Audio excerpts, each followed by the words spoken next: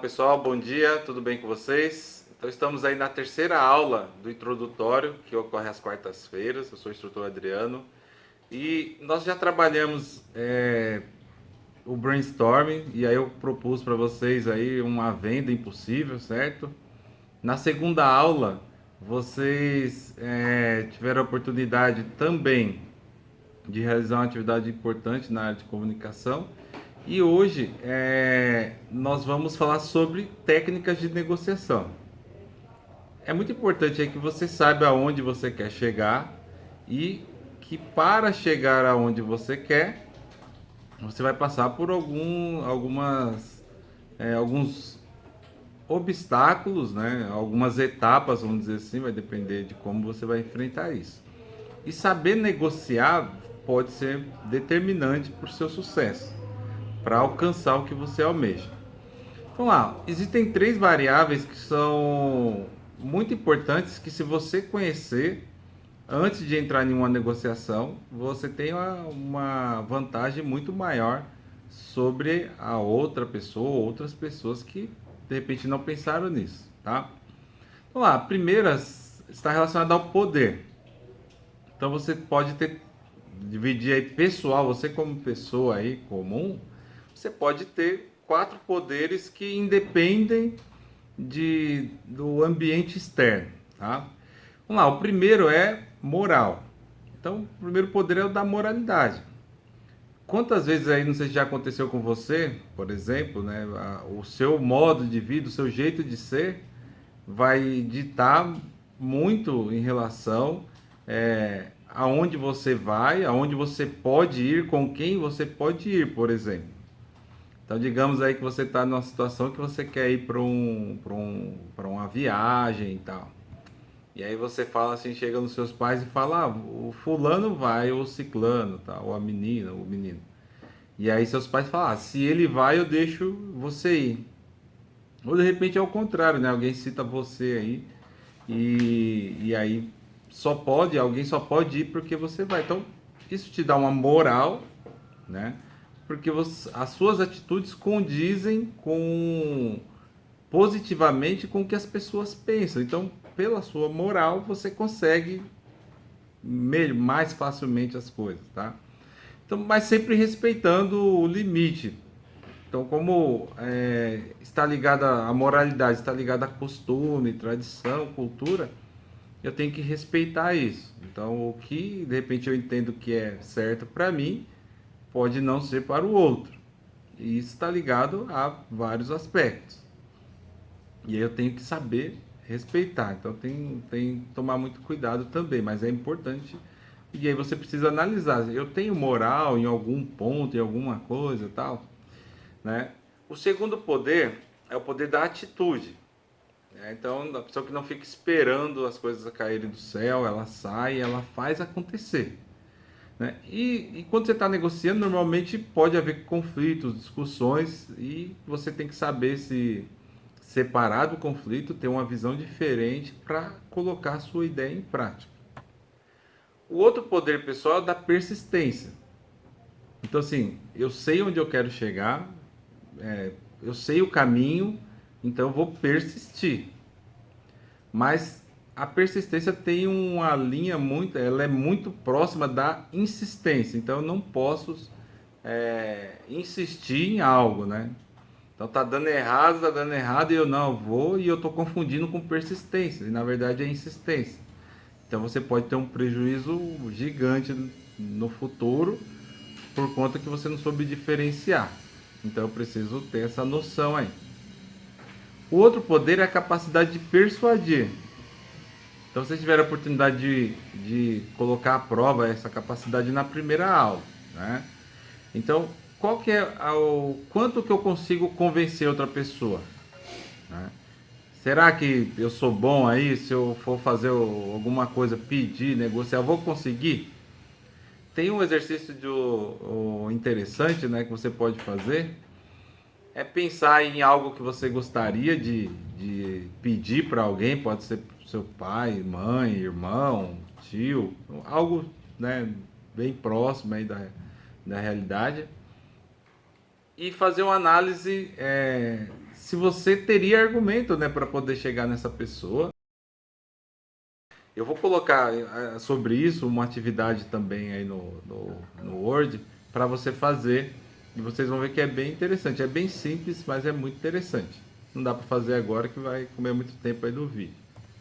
Tá? E existem o outro tipo de poder que são os poderes circunstanciais. Então lá, nós temos o poder do especialista. Então, você é especialista em quê? O que, que você pode falar com propriedade que as pessoas vão olhar para você e falar, pô, o cara entende disso, né? Então, normalmente aí na sala de aula as meninas falam assim, eu tenho um canal no YouTube sobre maquiagem. Então ela é especialista em maquiagem, tá? Aí tem alguma pessoa que é músico ou musicista. E aí fala, eu dou aula de violão, dou aula de teclado, dou aula de saxofone. Você é um especialista da área. Então isso te dá um poder. Eu não vou discutir com alguém, por exemplo, que é advogado, porque eu não sou advogado.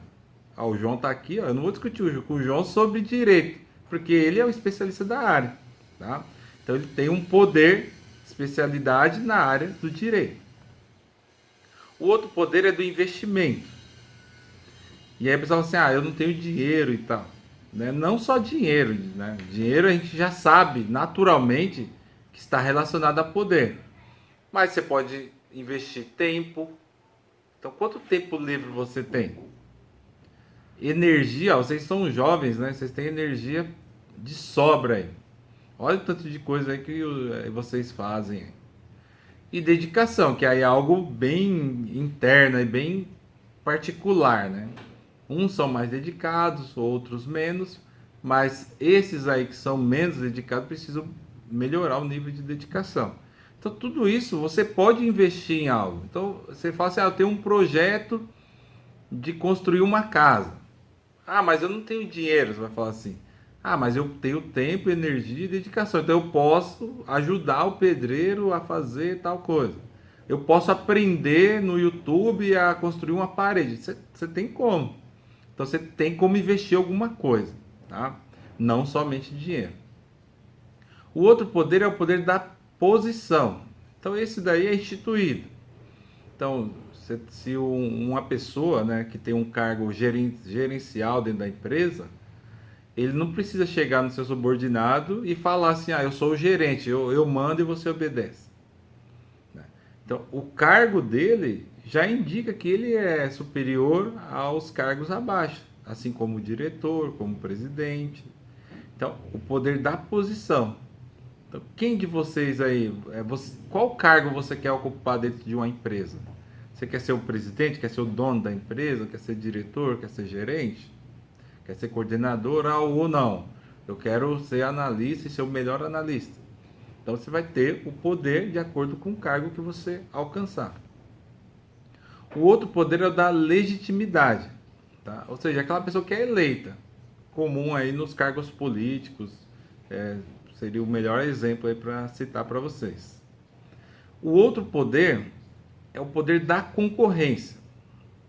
Então, assim, quando aumenta-se o interesse por um produto, né? Então, a disputa por um produto aumenta o seu valor. Então, se você quer ser um profissional disputado no mercado de trabalho, então, quanto mais disputado você for, maior será o seu valor dentro desse ambiente, né, de trabalho aí, que é tão concorrido, mas que eu digo para vocês, você tem a capacidade, a possibilidade de também ser uma pessoa concorrida no mercado de trabalho. Então imagine a situação aí, provavelmente um ou outro pode ter passado diante dessa pandemia, empresas fechando, suspendendo o contrato e tal. Você recebeu uma ou duas ligações ou três de empresas diferentes querendo contratar você e você escolheu essa que você está agora. Se alguém passou por alguma situação dessa, faz um relato também que vai ser importante para nós. Então, ou seja, isso significa que você está sendo concorrido, então seu valor aumentou. E aí você escolheu onde você vai trabalhar. Ou por conta do melhor salário, ou melhor condição de trabalho, ou é a área que você quer. Isso é porque você foi concorrido, tá? O outro poder é o do precedente. Então, se você tem experiências anteriores, né, em alguma situação, e que quando você for expor a sua ideia, vai te dar uma base melhor do que as dos seus colegas. Então, na entrevista de emprego, então quem já trabalhou anteriormente citou provavelmente, eu tenho uma experiência anterior na área tal e tal. Na maioria das vezes, tem uma vantagem maior sobre os outros que não tinham experiência nenhuma, tá? O outro poder é do compromisso, tá? Levar até o final, né? Começar um projeto, terminar. Então isso é importante, que todos tenham, tá? E por fim, é o poder de conhecer as necessidades, tá? Então, quando você sabe a real necessidade do seu cliente, do seu chefe, né? Conhecer os reais interesses envolvidos, você vai se preparar melhor para atender essas expectativas. Tá? Então, isso é em qualquer situação. Então, digamos aí que você vai na sua empresa e o seu chefe pede para você entregar um relatório, né, X. Mas as informações que ele pede, para você no primeiro momento são bem superficiais. E ao analisar esse relatório, você começa a enxergar mais informações que ele também vai precisar futuramente. Então você vai lá e já as prepara, tá? O outro poder é o tempo, né? Então quanto mais tempo disponível você tiver, é melhor. Só que quando você vai iniciar um projeto, um trabalho, seja ele qual for, eu vou dar o exemplo do relatório. Você tem que saber controlar quanto tempo você vai despender para fazer essa atividade. Então, dentro das empresas, as, as atividades elas são finitas. Então, se pede para você fazer algo agora, é para que você termine o mais rápido possível, tá? Então, o tempo ele pode te apoiar para projetar uma atividade, um negócio, né? E aí, lógico, se você atender dentro de um tempo razoável e favorável, você vai satisfazer, né, quem pediu isso para você, né? E mostra que você tem a noção que o tempo é limitado, né?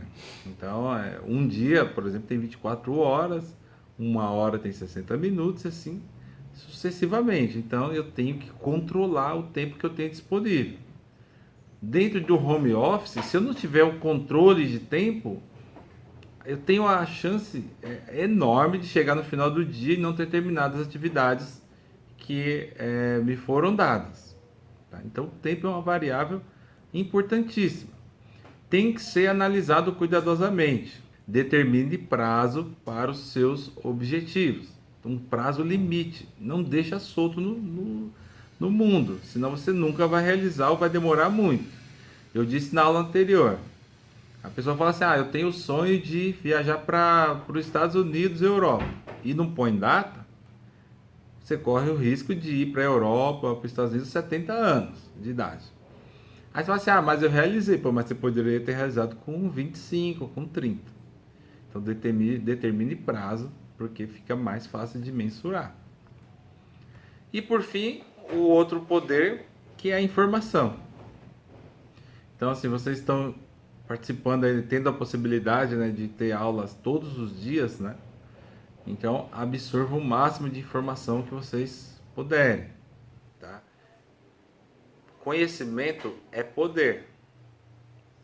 Então, veja aí exemplos de grandes empresas que hoje valem bilhões, trilhões de dólares, e as pessoas que iniciaram essas empresas, elas não tinham dinheiro, mas elas tinham conhecimento, elas tinham tempo, elas tinham determinação, dedicação, tinham atitude, né?